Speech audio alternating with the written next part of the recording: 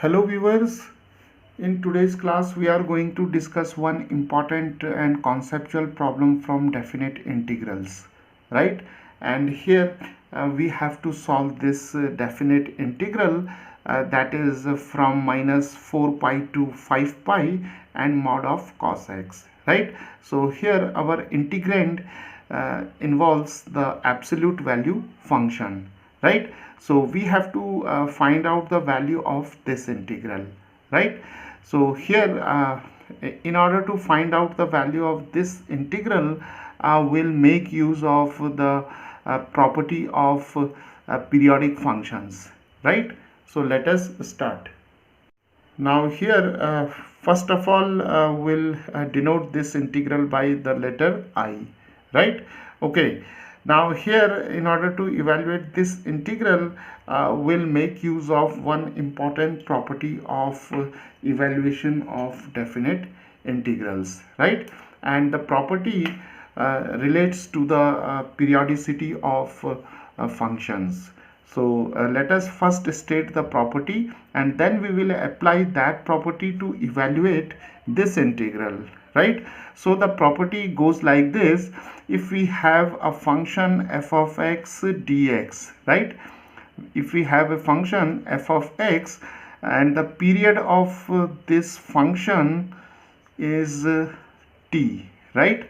Suppose the period of this function is t, that is f of x is a periodic function, and if the lower and upper limits are like this, that is alpha t to beta t, right? Where t is the period of the function f of x and alpha and beta are two integers, right? So here I denotes the set of integers, right? So we can also denote this I by the letter z. So alpha beta belongs to the set of integers, right? So if we have this integral, then the value of this integral can be written as beta minus alpha, and then we have the integral from 0 to t and f of x, right?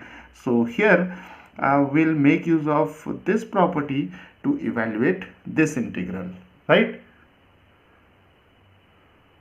So now let us first compare this integral with this one, right? So see here f of x is equal to mod of cos x, right? And mod of cos x, or the absolute value of cos x, has the period pi, right? So the period of mod cos x is equal to pi, right? So here we are not going to derive the period of this function, that is mod of cos x, and simply we will use the direct result. So period of mod of cos x is pi, right? So the value of t is pi, right? So pi is given here, see in the upper limit and the lower limit, right? Okay, so if we compare this integral with this one, we see that the value of alpha is minus 4 and beta is equal to 5, right? And the period of mod cos x is pi. So let us apply this property to this integral. So I can be written as beta minus alpha. So beta is 5 minus alpha. So we have minus 4, and then we have the integral from 0 to t.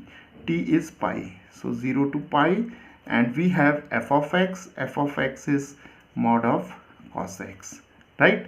And now this is 5 plus 4, 9. So we have 9 times the integral from 0 to pi and mod of cos x, right? So here we see that how we can simplify this integral to this integral by making use of this property.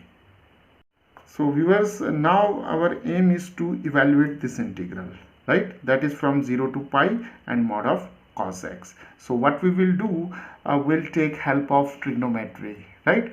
So if we take the quadrants here, this is the first quadrant, this is second, this is third, and this is fourth.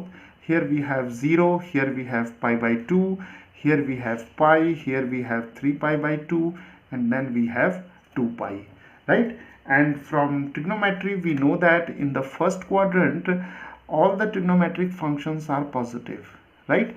In the second quadrant only sine function is positive and the rest are negative, right? And in the third quadrant only tan function is positive, and in the fourth quadrant only cosine function is positive, right? So here we have sine positive, here tan, here cosine, and here all trigonometric functions are positive, right? So we'll make use of this concept here. So here what we will do, we'll break the limit here. See, from 0 to pi, so we have to go from 0 to pi, right? So we'll break the limit at this point, that is pi by 2. So we have 0 to pi by 2 mod of cos x dx, and then we have pi by 2 to pi and mod of cos x, right? So why we have done this, we'll see due to the definition of the mod function. So now let us here use the definition of absolute value function, right? So when x varies from 0 to pi by 2, right? So when x varies from 0 to pi by 2, all the trigonometric functions are positive, right? So mod of cos x must be equal to positive cos x when x belongs to 0 to pi by 2, right? Okay, and when x varies from pi by 2 to pi, right, it means we are in the second quadrant, and in the second quadrant the cosine function is negative, right? So when x varies from pi by 2 to pi, mod of cos x is negative cos x, right? And x belongs to pi by 2 to pi, right? So what we will do here, this mod of cos x can be replaced by positive cos x, and here this mod of cos x is replaced by negative cos x, right?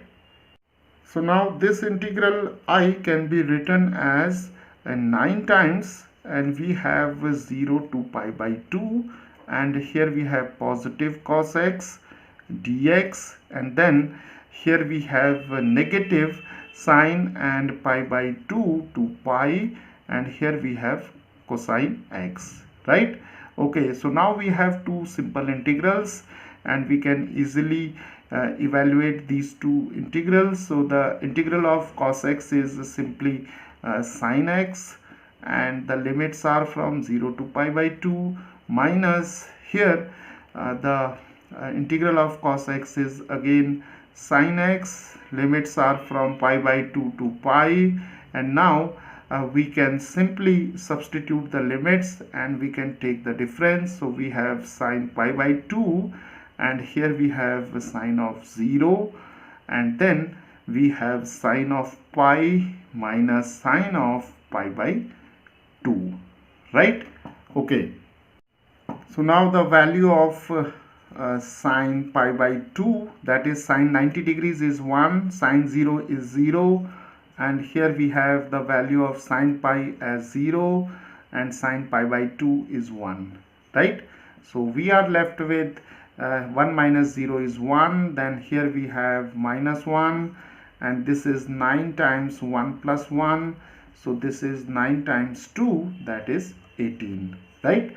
So the value of this integral is equal to 18, right? So viewers, this is how we can solve this type of problems, by making use of the concept of periodicity of functions along with this property of definite integrals.